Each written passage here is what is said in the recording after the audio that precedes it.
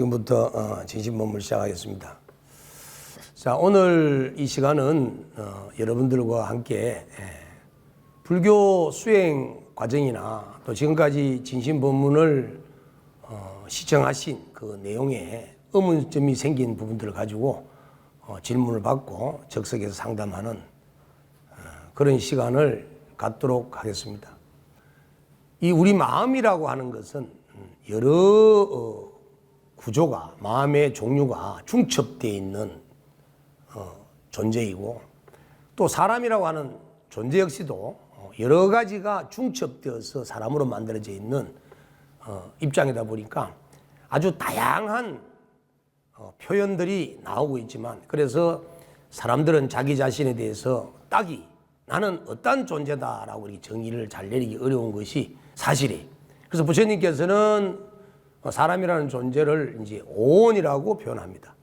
물질로 이루어져 있는 부분과 수상행식이라고 하는 심리적 요소를 합한 색수상행식, 이렇게 오온으로 이루어져 있다, 이렇게 말씀을 하시면서 이 사람이라고 하는 자신의 집착을 끊어내기를 원합니다.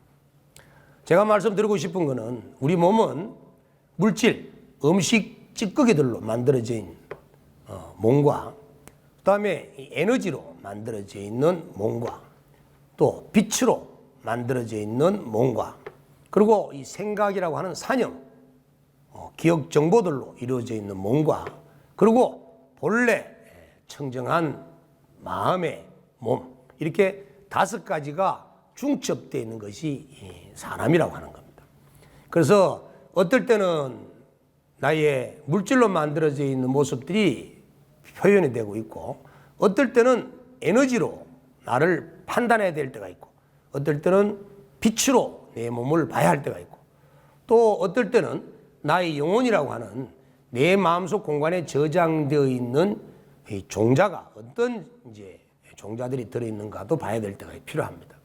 그래서 사람은 똑같은 모습을 갖고 있는 인간의 모습을 갖고 있지만, 형태만 중요한 것이 아니고 질적인 부분에서도 에너지의 차이가 있고, 빛의 색깔이 다르고, 저장되어 있는 훈습된 기억 정보, 종자가 다르고, 그래서 사람은 다 각각일 수밖에 없는 거예요. 그런데 이 어떠한 모습들이 중첩이 되어 있다 하더라도 불교를 신앙하고 기도와 수행을 통해서 노력하면 이런 질적 변화를 통해서 아레아 시기의 변화뿐만 아니라 내 몸의 변화도 언제든지 만들어갈 수가 있다. 그리고 불교 수행을 하다 보면 또 이와 같은 중첩된 몸들은 여러 현상들이 일어나는데, 그 현상들은 내 공부가 어떻게 진전되어 가는지를 알려주는 이정표적 역할도 할 수 있다는 겁니다. 그래서 이 불교 수행을 하는 과정 속에서 몸의 현상 하나까지도, 에너지의 변화 하나까지도, 내 마음의 심리적 흐름 하나까지도 그냥 간과해서는 안 된다는 거예요. 그래서 어떨 때는 짜증이 나고, 어떨 때는 마음이 즐겁고, 어떨 때는 몸이 무겁고, 어떨 때는 몸이 가볍고, 이것이 왜 그런 조화가 일어나고 있는가 하는 부분들은 불교를 신앙하고 실천하는 수행자라면 정확하게 공부를 통해서 이해하시면서 해나가셔야만이 바른 공부를 할 수가 있습니다.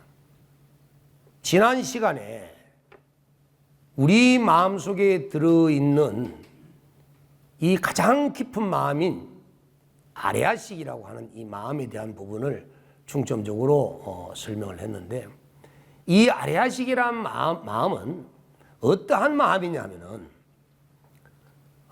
영원한 우리의 본래 마음입니다.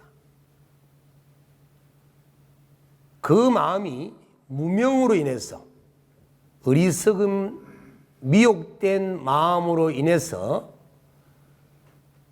이 청정한 마음이 무명업식을 일으켜버리는 생멸하는 마음으로 바뀌었지만, 생멸하는 마음의 바탕에는 영원한 진여 본성을 그대로 가지고 있는 마음이기 때문에 이 아레아식의 마음은 생멸의 마음과 영원한 마음 2가지를 함께 가지고 있는 마음이다, 이렇게 이해하셔야 되고, 그리고 이것을 우리는 요즘 말로는 뭐라고 얘기를 하냐 하면 무의식이라고 합니다. 무의식. 이 무의식은 우리가 일으키고 있는 의식의 저변에 그대로 흐르고 있습니다. 끝없이. 삼라만상이 어떠한 변화를 일으키고 어떠한 모습을 만들고 현상을 나타낸다 하더라도 이 저변에 깔려있는 무의식이 없다면 현상세계는 만들어질 수가 없습니다. 왜냐하면 허공에 눈에 보이지 않는 아무것도 없는 것처럼 보였던 곳에서 어떠한 생명체가 탄생이 되고 물질이 변화가 일어날 때는 그 속에는 생이라는 것이 있다는 겁니다. 태어나려고 하는 모습을 낮추려고 하는 그러한 의지가 있다는 거예요. 그걸 생이라고 하는데 그 생이는 무의식 속에 들어있습니다. 만약에 이것을 우주알이라고 하는 빅뱅의 이론에 빗대본다면 태초에 엄청난 에너지를 가지고 있는 소립자가 왜 폭발했는가? 폭발했던 이유가 바로 그 속에 의지가 있었기 때문에. 그 의지가 뭐냐면 바로 무의식이라는 겁니다. 여러분이 이 세상에 왜 왔느냐? 바로 의지가 있었기 때문에. 그 의지는 의식적 의지가 아니라 무의식적 의지라는 겁니다. 그래서 지금 이 우주 밖에 해와 달과 지구와 수많은 삼라만상 현상계를 저렇게 변화무쌍하게 만들어낼 수 있었던 그 원인도 의지가 있기 때문에. 그 의지는 어디 있느냐? 무의식에 들어있다는 거예요. 그래서 그 무의식은 우리가 볼 수 없고 만질 수 없고 느낄 수가 없어요. 왜? 의식이 지배를 하고 있기 때문에. 의식을 씌워야만 무의식으로 들어갈 수가 있습니다. 그런데 이 의식이 작동을 하려고 그러면 반드시 그 바탕에는 무의식이 없이는 또 의식이 일어나지 않습니다. 의식을 쫓아서 분별하고 차별하고 항상 헤아리면 삶이 고통스러워지고 힘들어집니다. 괴로워집니다. 그런데 이런 분별적 의식을 멈추고 이런 무의식 세계로 침잠하고 속으로 들어갈 때 우리는 행복을 느낄 수 있고 평안을 느낄 수가 있습니다. 왜? 그 무의식의 세계는 요동치는 세계가 아니에요. 모든 이 세상 삼라만상 우주 밖의 모든 종자를 다 머금고 있고 모든 정보를 다 가지고 있는 그 무의식이 이 우주 밖에를 탄생시켰고 여러분들을 탄생시켰고 그 탄생시켰던 무의식이 여러분의 생명체를 맞이하다 보니까 나는 사람이네 라고 하는 생각을 하고 그 무의식이 짐승의 몸을 가지면 나는 짐승이네 라고 하는 이러한 생명체적 모습이 나타나는 거예요. 그래서 부처님께서는 이러한 도리를 아셨기 때문에 아상, 인상, 중생상, 수자상이라고 하는 사상을 버리라고 했습니다. 나는 사람이라는 생각, 나는 중생이라는 생각, 나는 내라는 생각, 나를 제외한 남은 남이라는 생각, 이렇게 남과 나를 대립하는 이런 생각은 의식적 분별에서 일어나는 것이지 무의식의 자리에서는 너 나가 없는 하나의 자리, 오직 한마음의 자리밖에 없다는 거예요. 그래서 그 자리는 일심이라고 그러고 한마음이라고 그러고 그 자리를 일러서 우리는 진여 본성이라고 하는 겁니다. 지금 우리가 진여 본성을 깨쳐야만이 견성성불하는 거예요. 의식을 아무리 깨쳐봐야 중생밖에 안 되는 것이고 중생의 마음을 쉬고 의식을 멈추어서 내면 깊숙이 면면이 끝없이 영혼이 흐르고 있는 이런 생명적 근원 자리인 이런 무의식을 우리가 깨칠 수 있을 때 우리는 참나를 발견했다. 견성을 했다. 성불했다. 진여 본성을 깨달았다. 이렇게 할 수 있는. 그러면 이 진여 본성의 그 무의식은 저 멀리 있는 것이 아니고 어디 다른 곳에 숨겨놓은 것이 아니고 이 우주 밖에 그대로 흐르고 있기 때문에 여러분들은 그 무의식의 한마음 세계를 한 번도 떠난 적이 없는 거예요. 과거부터 현재, 미래까지도. 그런데 우리는 보지 못하고 듣지 못하기 때문에 자꾸 다른 데서 찾으려고 하는 분별심이 일어나는데 그 분별심을 일러서 우리는 무명이라고 합니다. 무명. 부처님께서는 이 세상의 이 중생세계에 괴로움이라는 것은 왜 일어났느냐. 생로병사 우비고내라고 하는 괴로움의 그 원인은 태어났기 때문에. 태어난 것은 왜 태어났느냐 보니까 바로 무명이 있었기 때문에. 어리석음이 있었기 때문에. 집단 무의식이 아니라 집단 무의식을 포함한 한마음이라고 하는 영원한 그 무의식을 우리는 알지 못하고 느끼지 못하고 발견하지 못했기 때문에 따로이 뭔가 있는가 싶어서 찾으려고 하는 의식적 분별 때문에 우리는 무명이 일어난 거예요. 그래서 생로병사 우비곤의 괴로움을 멸하기 위해서는 반드시 무명을 제거해야 되는 겁니다. 그래서 부처님께서는 삼명을 얻으시고 무상정득정각을 깨우치실 때 연기법을 깨치셨는데 그 연기법의 지혜로 세상을 관조하니 모든 중생의 괴로움은 무명에서 비롯된 것이고 그 무명은 바로 우리의 아레아식이라고 하는 무의식 마음속에 훈습되어지는 종자들을 마음대로 집어넣고 마음대로 행해서 말과 생각과 행동들을 마음대로 한 그러한 탁한 종자들이 들어있기 때문에 이런 종자들이 무의식 속에서 계속 작동을 일으켜가지고 중생이 우리 세계로 끌어가는 업력이 되어버린 거예요. 그런데 무의식 속에 들어있는 이런 업력의 종자를, 날뛰는 종자를 없애버리면 윤회하지 않습니다. 그냥 무의식 세계에 그대로 있는 겁니다. 만약에 어떠한 날뛰는 뭔가 물질이 있다면 그 날뛸 수 있는 성질을 제거해버리고 나면은 그 물질은 그대로 가라앉아 있을 수밖에 없듯이 우리의 마음속에 들어있는 수많은 종자, 무의식 속에 들어있는 수많은 종자, 습기들, 훈습된 종자들을 업력들을 제거해버리면 우리는 윤회에서 벗어날 수밖에 없는 겁니다. 그러면 그 업력이 들어있다는 것은 뭐냐면 반드시 결과를 만들어내는 의지적 작용에 의한 원인이라는 거예요. 인광보와 인과율과 인연의 법칙, 이런 연기성 법칙에서 반드시 결과를 만들어낼 수밖에 없는 그 원인을 우리는 업이라고 합니다. 업. 그래서 그 작용을 업력이라고 하는 거예요. 그래서 그 업력을 소멸시켜야 합니다. 그래서 우리가 업력을 만들어내고 인과응보라고 하는 이러한 반드시 과보를 유발시킬 수밖에 없는 그러한 원인의 업은 어디에서 비롯됐냐면은 한 생각에서 비롯된 것인데 그 한 생각이 뭐냐면 탐진치에 찌들어진 생각이라는 거예요. 욕심내고 성내고 삿된 견해에서 일으키는 잘못된 생각에서 업이 만들어졌고 그 업에 의해서 업력에서 인광보가 벌어지기 때문에 윤회할 수밖에 없는데 근데 한 생각을 내더라도 무념의 한 생각을 낸다면 탐진치가 없이 또렷하게 반야바라밀의 본성의 작용만 그대로 광명의 빛만 놓고 있는 그런 상태의 반야바라밀의 작용에 무념의 상태에서 한 생각을 일으킨다면 업력이 일어나지 않습니다. 자, 무념이라고 하는 반야바라밀의 마음은 어떤 마음이냐면 내가 생각이 없음을 아는 거예요. 내 마음에 한 생각이 일어나지 않음을 아는 거예요. 멍청하게 있는 생각이 없는 것이 무념이 아니고 아무런 분별 망상을 일으키지 않는 그 마음을 그대로 아는 것을 무념이라고 합니다. 이것을 일행삼매라고 합니다. 이걸 반야바라밀 행위라고 해요. 이게 바로 본성의 비춤이고 본성의 광명작용이에요. 이게 무념입니다. 이렇게 하게 되면 업이 생기지 않습니다. 그런데 만약에 우리가 의도를 가지고 탐진치를 가지고 어떤 행위를 하게 되면 어떤 생각을 일으키거나 어떤 말을 하거나 어떤 행동을 하게 되면 반드시 과보를 불러들일 수밖에 없다.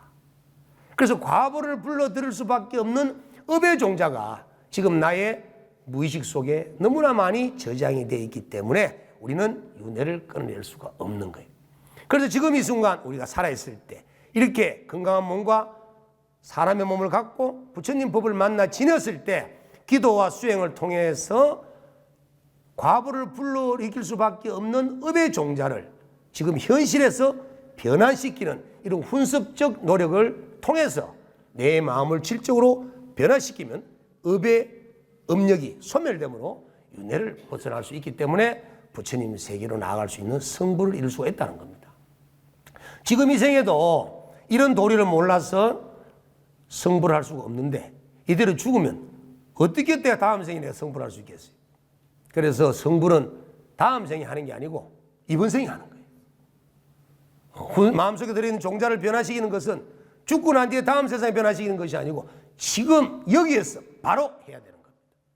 여러분들이 진심본문을 듣고 있는 이 순간순간에 바로 여러분의 무의식을 변화시키고 업력을 일으킬 수밖에 없는 그런 인광보를 받을 수밖에 없는 윤회를 할 수밖에 없는 그런 종자를 변화시킬 수 있는 좋은 복된 자리라는 것을 마음에 두시고 항상 그렇게 기도에 전념하시면 좋을 것 같습니다.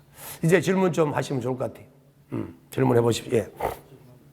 선생님께서 말씀하셨듯이 이 법에 관한 이야기인데 저도 큰 스님을 뵙기 전에는 여러 절을 다니면서 어떤 저의 일이라든지 조상의 어떤 문제라든지에 따라서 스님들께서 항상 공부를 하고 쓰고 읽고 그다음에 말하고 기도하고 하는 한 부분들을 어떤 스님께서는 건강경을 하라고 어떤 스님께서는 천수경을 하라고 또 어떤 스님께서는 몇법연화경을 이제 그렇게 하라고 이러는데 그게 우리가 업력을 이렇게 헤쳐나가는 그 순서나 단계가 혹시 있는 것인지 아니면 정말 그냥 기도 하나만으로 업력이 그게 다 없어지는 그런 능력을 가질 수 있는 건지 어떤 순서가 정해진 건지 좀 말씀을 해주시면. 예, 잘 알겠습니다. 이제 업의 어떤 업력에 대한 부분은 지금 이제 이해를 하신 것 같고, 그 다음에 이제 업력을 소멸하는 과정 속에서 그 차제법을 지금 물으시는 것 같은데, 하나의 이제 비유를 드려드리면, 산에 살고 있는 아무런 지식이 없는 일자 무식군의 사람과 도심에 살고 있는 아주 지식이 높은 사람과 두 사람의 복됨을 비교를 한다면 산속에 살고 있는 일자 무식자가 훨씬 복덕이 더 큽니다. 그 이유는 뭐냐면 우리는 보고 듣고 견문각자하는 과정 속에서 수많은 분별을 내는데 이 새 속의 분별은 탐진치를 불러일으키고 자연의 분별은 탐진치를 소멸하는 분별을 일으키기 때문에 산속에서 머물고 있는 일자무식의 복덕이 클 수밖에 없는 이유가 거기에 있는 겁니다. 자, 우리가 건강경을 독경을 하든 법화경을 독경을 하든 또는 관세음보살을 연불 하든 나무아미타불을 연불 하든 또는 참선을 하든 지관을 하든 어떤 수행을 하는 그 방편의 중요성이 있는 것이 아니고 그런 수행을 통해서 내 마음이 고요한 마음으로 나아가는 데 목적이 있고 또 마음이 요동치지 않는 데 목적을 갖고 있는 것이고 내 탁하고 때 묻은 마음이 맑아지고 요동치지 않는 마음으로 변화시켜 나가는 것이 목적이기 때문에 설사 경응이 없다 하더라도 그냥 앉았든 섰든 내가 그냥 영어책을 들고 있든 연필 하나를 들고 있든 그냥 앉아있든 간에 내 마음이 고요 속으로 평안 속으로 분별망상이 그치는 쪽으로 나아갈 수만 있다면 그것이 최고의 기도법이라고 할 수가 있는 것입니다. 그런데 이 84,000가지의 방편이라고 하는 것은 자기의 마음을 어떻게 하면 고요하고 맑고 선한 쪽으로 잘 만들어 가느냐에 따라서 방편들이 만들어진 것이지 방편이 있어서 그곳으로 나아가는 것은 아니라는 거예요. 그래서 내 업력을 녹이기 위해서는 내가 제일 업력을 잘 녹일 수 있는 방법이 제일 좋은 수행법이라는 겁니다. 그래서 아무것도 잘 모를 때 그냥 순수하게 엄마만 찾아도 되고 아버지를 찾아도 되고 먹고 싶은 게 음식이 있으면 음식 이름을 찾아도 되고 이것도 다 염불과 같은 일심으로 가는 방법이에요. 저도 하나 비유를 든다면 산에서 이제 기도 생활을 할 때 관세음보살을 염을 하다가 얼마나 짜장면을 먹고 싶었는지 한참 염불하는 속에 짜장면, 짬뽕, 짜장면, 짬뽕 하는 게 나왔어요. 근데 그 짜장면, 짬뽕을 해도 짜장면을 먹고 싶다는 생각이 일어난 것이 아니라 그것 또한 일념이 되더라는 겁니다. 그래서 내 입에서 나오고 있는 소리가 이것이 관세음의 이름이 나오든 지장의 이름이 나오든 짜장면의 이름이 나오든 내 마음만 올곧게 일념으로 가져갈 수만 있다면 그것은 올바른 정진이다. 그래서 너무 형식과 틀에 매이지 않고 자기 본성의 마음으로만 되돌아갈 수 있다면 그것이 진정한 업력을 녹이는 수행이지 않을까 생각합니다. 또 다음 분 질문하십시오. 네. 저희들이 왜 집에서 제사를 지낼 때 할머니, 할아버지 제사를 이렇게 합쳐서 지내고 있을 때가 있는데 그 부분에 대해서 합쳐도 괜찮은 건지 또 집에서 지내는 거랑 절에서 이렇게 불공식으로 제사를 지내는 거랑 어떤 차이점이 있는지. 자, 지내는 것과 안 지내는 것 차이는 분명히 있습니다. 지낼 수 없으면 못 지내는 거고 지낼 수 있으면 지내는데 지내는 것과 안 지내는 것에 대해서는 결과가 분명히 차이가 있다는 겁니다. 자, 먼저 제사를 안 지내면 아무런 복덕에 대해서는 좋아질 것이 없겠죠. 그냥 그대로겠죠. 자기의 성건 복덕이 사라질 일이 없겠죠.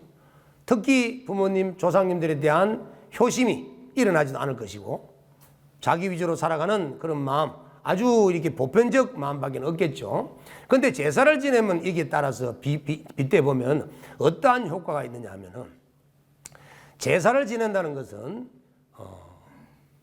먼저 가신 부모 조상님들을 추모하는 겁니다. 추모하면서 부모 조상님들만 그리워하는 것이 아니라 자신이 부모 조상님들께 못다한 부분, 불효한 부분을 반성하는 시간도 되고 또 가족 형제들끼리 모여서 우위를 다질 수 있는 좋은 동기도 되고 또 내가 지내는 제사 속에 조상 중에는 내 과거의 전생일 수도 있습니다. 그래서 내가 전생에 지어놓은 죄업을 내가 소멸할 수 있는 길은 내가 이번 생에 뭔가를 해야 하는데 제사를 통해서 내가 전생에 지은 죄를 참여하고 내 조상님에 대한 효심을 키우고 이렇게 내 자신을 만들어가는 것을 제사라고 하는 그 하나의 형식 속에서 만들어질 수만 있다면 제사는 안 지내는 것보다 지내는 것이 훨씬 가치가 높다고 봅니다. 그런데 제사를 지내려고 하니까 우선 금전적인 문제, 또 시간적인 문제, 또 여러 가지 화합적인 문제에서 불만스러운 부분이 생기다 보니까 이걸 어떻게 하면 좋으냐. 그래서 제사를 차일피일 미루기도 하고 떠맡기도 하는데 제사를 합동으로 지내든 나눠서 지내든 정말로 이런 제사의 효능과 가치를 진심으로 안다면 한 번을 지내더라도 제대로 목적을 가지고 지내라. 자, 첫 번째는 부모 먼저 가신 선망 조상님들에 대한 못다한 효를 다하는 공덕이 될 것이고 또 살아생전에 지은 죄를 내 자신이 전생에 지은 죄를 참여하는 좋은 계기도 될 것이고 또 가족 형제들이 모여서 화합할 수 있는 좋은 계기가 될 것이기 때문에 이러한 목적에 맞게 참된 진정성을 가지고 한 번을 지내더라도 만약에 제사가 7개 들겠다면 모아서 한 번에 지내더라도 제대로 지내라는 겁니다. 그래서 스님의 생각은 제사를 지내지 않는 것보다 지내는 것이 훨씬 가치가 높다. 그리고 횟수가 중요한 것이 아니라 모아서 지내더라도 이러한 목적과 얻을 수 있는 공덕을 분명히 알고 정성을 다해서 지내는 것이 바람직한 것이다. 또 그다음에 절에서 지내느냐 집에서 지내느냐 이 차이는 집에서 지내면 많은 불협함들이 많습니다. 음식을 잘 차렸니 못 차렸니 왜 차남인 네가 지내야 되노? 맞이는 내가 못 지내고 자 이런 여러 가지의 복잡한 환경 속에서 제사를 지내야 될 제주가 제사를 못 지냈을 때에 오는 심적 부담감 또 제사를 안 지내도 돼야 될 차남이 제사를 지냈을 때 거기에 대한 우월감 이런 것들로 인해서 가족들끼리 상당히 마찰이 될 수 있는 그런 상황이 많이 됩니다. 그런데 절에서 지내게 되면 이런 것들 다 해소가 돼요. 그리고 절에서 지내는 제사는 집에서 지내는 것보다도 훨씬 정성과 공덕이 많이 들어가는 것이기 때문에 집에서 지낼 수가 없다면 절에서 지내는 것이 더 낫다가 아니라 집에서 지내는 것보다 절에서 지내는 것이 더욱더 형제 간에 가족 간에 화합을 더 만들어줄 수 있는 동기가 된다. 이렇게 답을 드리고 싶습니다. 또 질문 있으면 하십시오.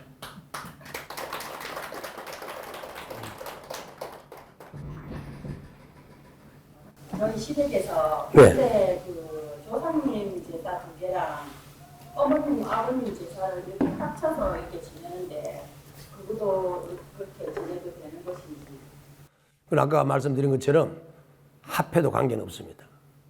자, 왜 그러냐 하면 이제 제사를 지내는 것은 유교적 관점에서 우리가 효를 다하는 효심에서 제사를 지내는 것이 이제 풍습이 이루어진 것이고, 불교에서는 사람이 죽으면 49일 안에 중음신으로 나아가서 또 49일 동안에 환생을 하는 또는 다른 세상으로 인광보를 받아버리는 그러한 결과를 예측하고, 또 설사 중음신 49일 동안에 중음신으로의 몸을 못 벗는다 하더라도 언젠가는 또 과보가 이것이면 윤회를 할 수밖에 없는 존재라고 보기 때문에 오랜 제사를 지금 현재까지 그런 지낼 필요는 없다는 거예요.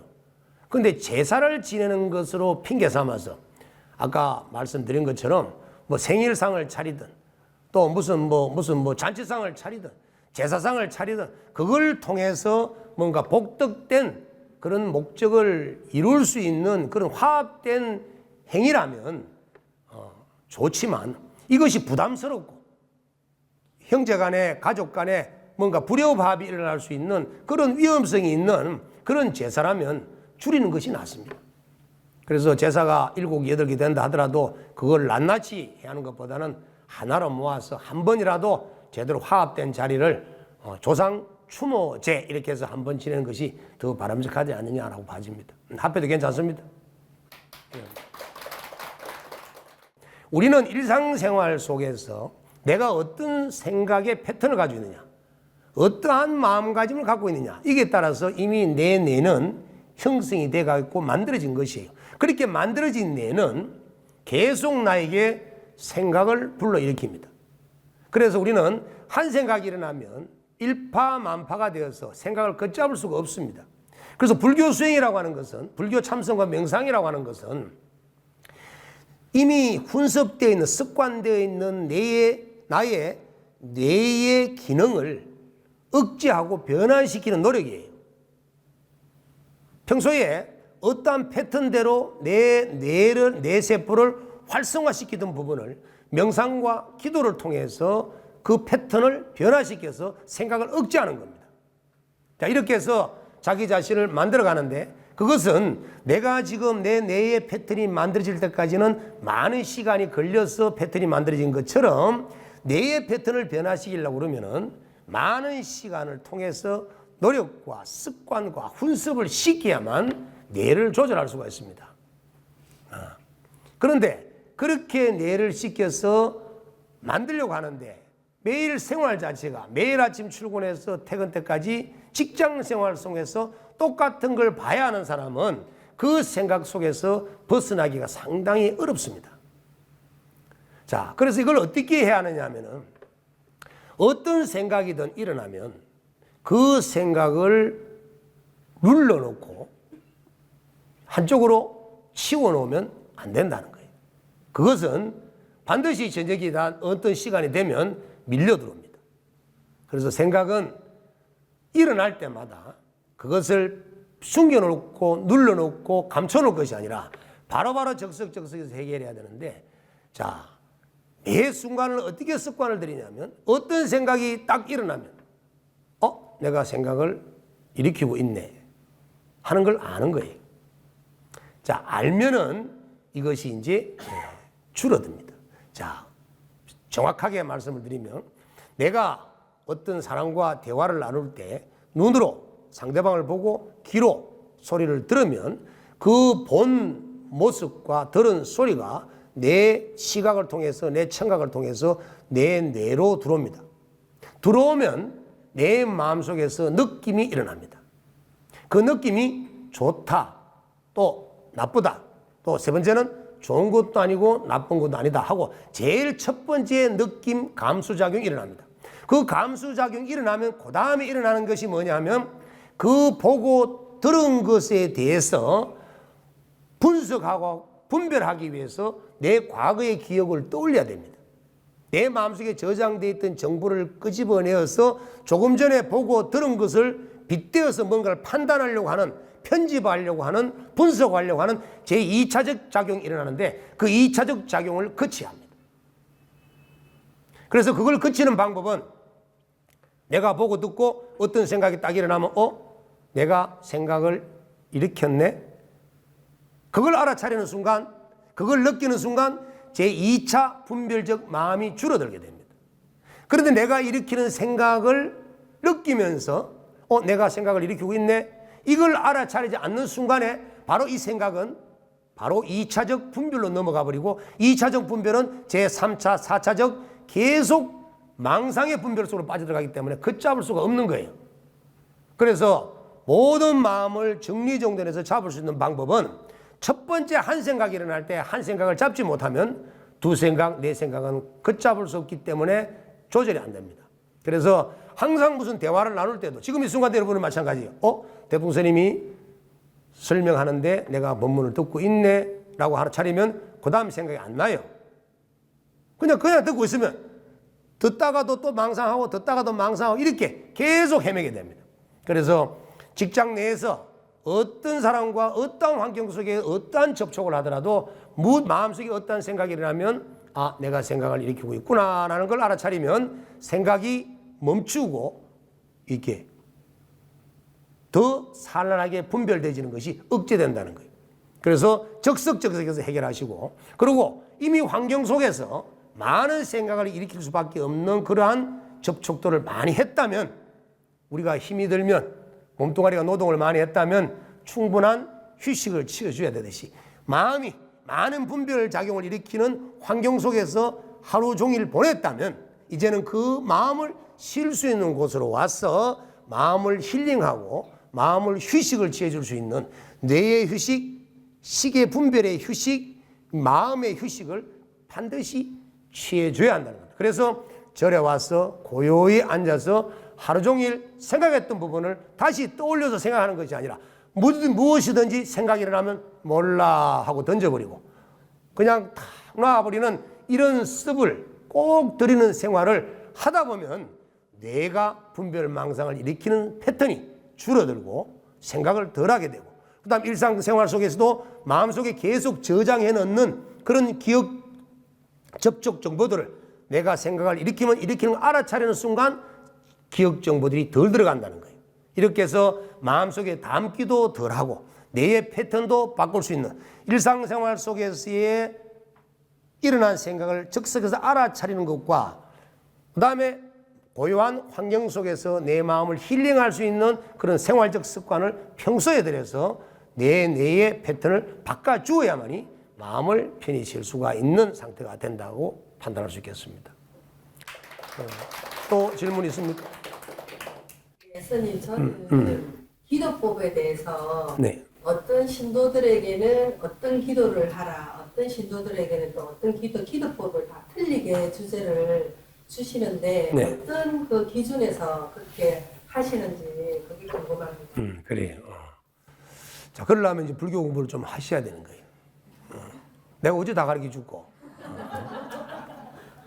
좋은 질문 하셨어요. 좋은 질문. 묻자고 한 얘기고. 자, 연부를 할 때에 공능이 있습니다. 공능. 효과가 있다는 겁니다. 주력을 할 때에 또 주력을 하는 것에 대한 공능, 효능이 있습니다.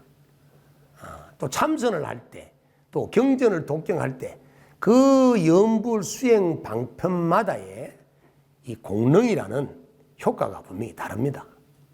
그 어떤 사람은 몸이 아파서 오신 분도 계시고, 몸이 아픈 사람이 있는가 하면 또 마음이 아픈 사람도 있고, 어떤 사람은 또 자기가 과거생에 지어놓은 악업을 좀 소멸하고 복이 좀 많았으면 좋겠다는 사람도 있고, 어떤 사람은 또 지혜가 좀 많이 좀 생겼으면 좋겠다는 사람도 있고, 그래서 사람들이 바라는 바가 다 달라요.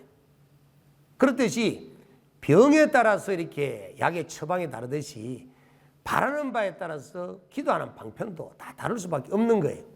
자, 연불은 목적이 뭐냐면 삼매입니다. 삼매. 삼매는 아무런 생각도 일어나지 않는 무념무상의 경지로 들어가게 하기 위해서 삼매라고 하는 목적을 얻기 위해서 연불 수행을 합니다. 그 다음에 주력은 우리가 신묘장구 다란이라든지 온반의 반매음이라든지 이런 진언들을 열심히 외워서 이렇게 주력을 중점으로 하는 그 효능은 바로 내가 과거생에 지은 업을 소멸하는 길이에요. 업장 소멸입니다. 업장 소멸은 이 주력을 통해서 소멸할 수 있기 때문에 그래서 업장을 소멸하는 거예요. 그 다음에 이제 참선이라고 하는 것은 바로 또 지관이나 이런 선정 수행들은 자기의 진여 본성을 어떤 복덕을 바라는 것이 아니라 자기의 참나를 깨닫고 자기의 진여 본성을 발현시키기 위해서 수행하는 것이, 그리고 부처님의 경전을 독경하고 강경하고 경전을 탐독하는 것은 나는 깨치지는 못했지만 부처님의 지혜를 배우고자 경전을 읽는 겁니다.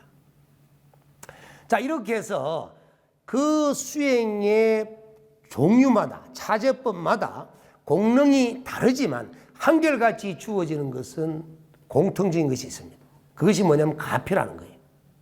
경전을 읽든 연부를 하든 주력을 하든 참선을 하든 지극정성을 다해서 일념을 하게 되면 반드시 제불보살님의 가피가 반드시 주어지게 됩니다. 왜 제불보살님의 가피가 주어지냐면 여기에는 과학적 근거가 있습니다. 여러분들이 지금 눈에 보이지 않는, 눈으로서는 볼 수가 없지만 이제 이런 휴대폰이나 또는 그 TV 매체를 통해서 많은 전파가 있음을 알 수가 있잖아요.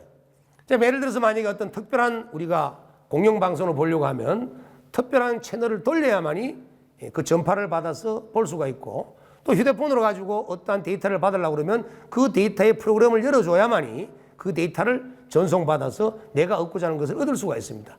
이와 같이 이 온 우주 법계에는 아까 말씀드렸던 것처럼 이 무의식 속에는 부처님의 세계, 불보살님의 세계, 영각의 세계, 성문의 세계, 그 다음에 욕계, 색계, 무색계, 천의 세계, 그 다음에 인간의 세계, 수라의 세계, 아기의 세계, 축생의 세계, 이 지옥의 세계, 이 10법계의 세계가 우주 법계에 쫙 펼쳐져 있으면서 그 차원마다 거기에 해당되는 지옥에서부터 부처님의 세계까지의 중생 세계와 성인의 세계가 펼쳐져 있습니다.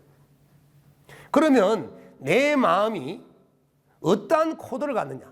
내가 탐욕을 일으키면 탐욕의 귀신들이 달라들어올 것이고, 내가 성냄을 일으키면 지옥의 중생들이 달라들어오고, 내가 자비로운 마음을 내게면 불보살님들이 나에게 강림을 하게 될 것이고, 이렇게 내 마음은, 내 몸과 마음은 안테나와 같은 역할을 갖고 있기 때문에 내가 어떤 마음의 채널을 바꿔주느냐에 따라서 이 무의식 세계의 우주법계에 현현한 수많은 기운들을 나와 함께 감응되게 할 수 있는 길이 있기 때문에, 그래서 우리가 연부를 하든 주력을 하든 참선을 하든 강경을 하든 일심을 한다면 그 일심은 고요한 마음이고 탐진치 삼동심을 소멸하는 마음이기 때문에 최소한 성문과 영각과 보살과 부처님의 성자들의 성인들의 마음을 함께 감응할 수 있는 채널이 되기 때문에 카피가 안 이루어질 수가 없는 거예요. 그런데 기도를 하다가 욕심을 내고, 기도를 하다가 또 성질을 내고, 기도를 하다가 나태함을 내고, 기도를 하다가 별짓을 다 하면 그에 따르는 수많은 우주법계의 영령들이 텔레파시가 전달되기 때문에 내 또한 망가질 수가 있다는 거예요. 그래서 똑같은 무의식의 한마음 속에서 내가 부처를 불러들이면 내가 부처가 되는 것이고, 내가 마구니를 불러들이면 내가 마구니가 되는 거예요. 마구니가 오는 세계도 부처가 오는 세계도 그 자리는 한 자리라는 겁니다. 그리고 그 자리를 불러들이는 역시도 같은 자리라는 거예요. 그래서 이 우주법계는 이와 같은 한량없는 성자 제불보살님의 세계와 지옥 중생의 세계가 펼쳐져 있는데, 내가 어떠한 마음으로 그 채널을 확보하느냐 상당히 중요한 겁니다. 그런데 아무리 연부를 하고 주력을 하고 참선을 하고 강경을 한다 하더라도 탐진치를 일으키는 마음에서 겟세라 세라 하고 연부를 기도를 한다면 이놈은 기도는 말짱 도루몽이다. 한 번을 하더라도 10분을 하더라도 고요한 마음으로 지성을 다해서 지극정성으로 간절하게 한다면 바로 제불보살님의 가피가 반드시 주어지게 되고, 그리고 또 내가 선택되어진 그 기도를 하게 되면 그 기도에 대한 공능을 가피를 받게 되고. 자, 결론적으로, 그리고 더욱더 중요한 것은 끝없는 과거생에 우리는 끝없이 윤회해 왔기 때문에 그 한량없는 과거의 삶 속에 내가 가장 잘 해왔던 기도를 찾아서 이번 생에 하는 것이 더욱더 탄력성이 있다. 안 해본 기도를 하는 것보다는, 이번 생에 처음 해보는 기도보다는 과거 생에 수없이 해왔던 기도를 내가 선택해서 함으로써 더욱더 뛰어난 법력을 이뤄낼 수 있고 빨리 마음을 본성으로 되돌려서 부처님의 가피와 하나가 될 수 있는 경지로 바꿀 수 있다는 거예요.